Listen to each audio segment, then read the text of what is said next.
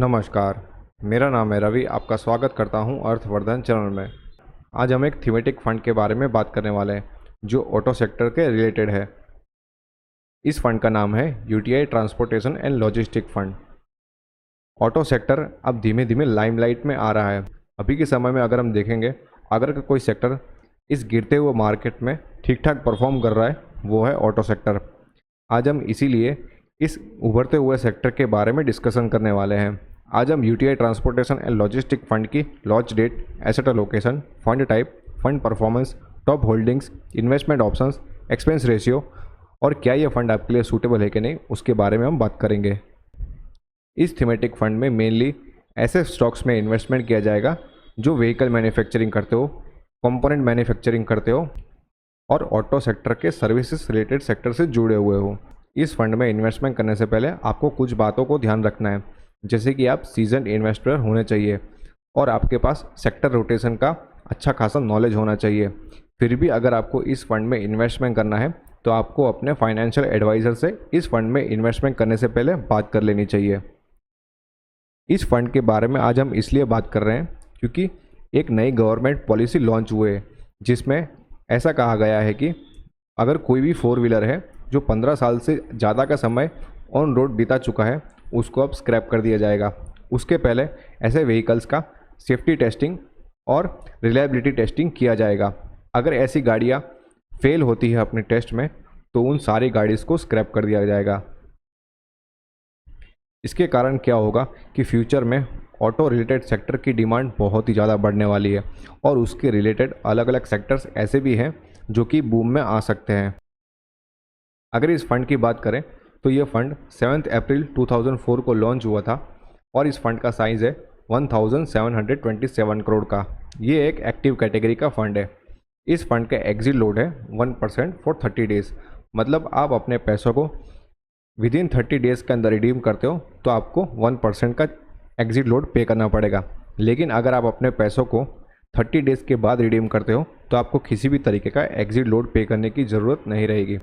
इस फंड का बेंचमार्क है ट्रांसपोर्ट एंड लॉजिस्टिक इंडेक्स। इस फंड का एक्सपेंस रेशियो है डायरेक्ट मोड में 1.05%, जबकि रेगुलर मोड में 2.26%। इस फंड का टर्नओवर है 16%, जो कि बहुत ही कम है।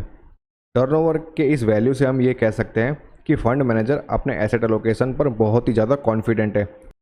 इसके कारण फंड मैनेजर अपने एसेट एलोकेशन को बार बार चेंजेस नहीं कर रहा है, जो कि एक पॉजिटिव साइन है किसी भी फंड के लिए। इस फंड ने अल्फा जनरेट किया है -1.07% का।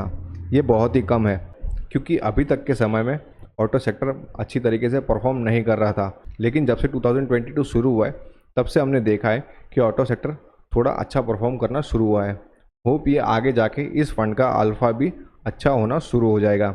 इस फंड का स्टैंडर्ड डेविएशन है 28.68%, जो कि नॉर्मल है। इस फंड के एसेट एलोकेशन की बात करें तो इस फंड में 66% लार्ज कैप में से लिया गया है, मिड कैप में से 14%, स्मॉल कैप में से 8% और अदर कैटेगरी में 12% का एसेट एलोकेशन इस फंड में हमें देखने को मिलता है।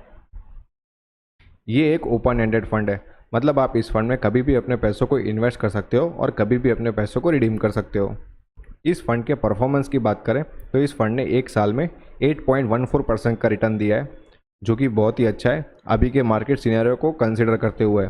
3 साल में 13.76% का रिटर्न दिया है, 5 साल में 3.69% का रिटर्न दिया है, 7 साल में 6.67% का रिटर्न दिया है और ये फंड जब से लॉन्च हुआ है तब से इस फंड ने 15.29% तक का कंसिस्टेंट रिटर्न दिया है। इन्वेस्टमेंट के तौर पर बात करें तो अगर आपने 1 लाख रुपए 1 साल पहले इन्वेस्ट किया होता तो आज उसका वैल्यू होता 1.08 लाख रुपीज़। 3 साल पहले अगर आपने इन्वेस्ट किया होता तो आज उसका वैल्यू होता 1.47 लाख रुपीज़। 5 साल पहले अगर आपने इन्वेस्ट किया होता तो आपका वैल्यू होता 1.20 लाख रुपीज़ और अगर आपने 7 साल पहले 1 लाख रुपए इन्वेस्ट किया होता तो आज उसका वैल्यू होता 1.57 लाख रुपीज़।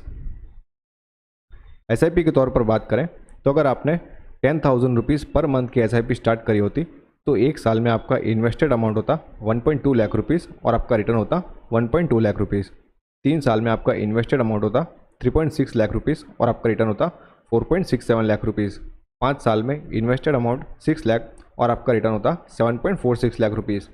7 साल में आपका इन्वेस्टेड अमाउंट होता 8.4 लाख रुपीज़, जबकि आपका रिटर्न होता 10.81 लाख रुपीज़। ये वैल्यूज़ आप यहाँ पर ग्राफ में भी देख सकते हैं। UTI transport and logistic fund auto related sector का फंड होने के कारण इसमें मेनली इन्वेस्टमेंट ऑटो सेक्टर में किया गया है, जो कि हम यहाँ पर देख सकते हैं। इस फंड में ऑटो सेक्टर में 80.49% का एसेट एलोकेशन किया गया है, सर्विसेज सेक्टर में 12.67%, कैपिटल गुड्स में 2.32%, फाइनेंशियल सेक्टर में 1.37%, जबकि मेटल सेक्टर में 0.54% का यहाँ पर एसेट एलोकेशन इस फंड में देखने को मिलता है। इस फंड के टॉप 10 होल्डिंग्स की बात करें तो मारुति सुजुकी में 16.98% का होल्डिंग है, महिंद्रा एंड महिंद्रा में 12.6% का, टाटा मोटर्स में 10.55%, बजाज ऑटो में 9.34%, आइशर मोटर्स में 8.27%, Adani ports and special economic zone में 6.57%, अशोक लेलैंड में 5.58%, हीरो मोटर कॉर्प में 2.54%, बॉश में 2.26%, जबकि अपोलो टायर्स में 2.01% का यहाँ पर स्टॉक होल्डिंग देखने को मिलता है। मिनिमम इन्वेस्टमेंट की बात करें तो अगर आपको अपनी एसआईपी स्टार्ट करनी है तो 500 रुपीज़ पर मंथ से आप अपनी एसआईपी स्टार्ट कर सकते हैं, और अगर आपको लमसम इन्वेस्टमेंट करना है तो मिनिमम 5000 रुपीज़ से आप अपना इन्वेस्टमेंट स्टार्ट कर सकते हैं। इस फंड के मैनेजर है सचिन त्रिवेदी, जिनको 17 साल से भी ज़्यादा का एक्सपीरियंस है। इन्होंने अपना करियर यूटीआई एएमसी से शुरू किया है जून 2001 से, और इनको अभी 17 ईयर का एक्सपीरियंस हो चुका है। अगर इनके एजुकेशन क्वालिफिकेशन की बात करें तो इन्होंने अपना CFA कंप्लीट किया हुआ है। अब मेरा क्या मानना है इस फंड के बारे में वो मैं आपको बताता हूँ। अगर आपको इस फंड में इन्वेस्टमेंट करना है तो आपको लॉन्ग टर्म का गोल रख के ही चलना होगा। अगर आप एक्सपीरियंस्ड इन्वेस्टर है तो ही आपको इस फंड में इन्वेस्टमेंट करना चाहिए, लेकिन अगर आप एक्सपीरियंस्ड इन्वेस्टर नहीं है तो आपको अपने एडवाइज़र से मिलना चाहिए इस फंड में इन्वेस्टमेंट करने से पहले। अपने पोर्टफोलियो को बैलेंस करने के लिए भी आप इस फंड में इन्वेस्टमेंट कर सकते हो, लेकिन अगर आप शॉर्ट टर्म इन्वेस्टर हो, रिटायर पर्सन हो और सेक्टर रोटेशन के बारे में आपको किसी भी तरीके का कोई नॉलेज नहीं है तो इस फंड से आपको दूर रहना चाहिए।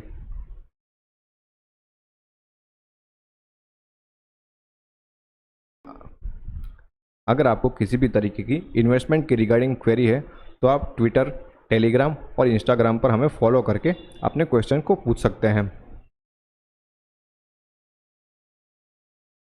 होप ये वीडियो आपको पसंद आया होगा। अगर ये वीडियो आपको अच्छा लगा तो लाइक करो, शेयर करो और सब्सक्राइब करो। Thank you.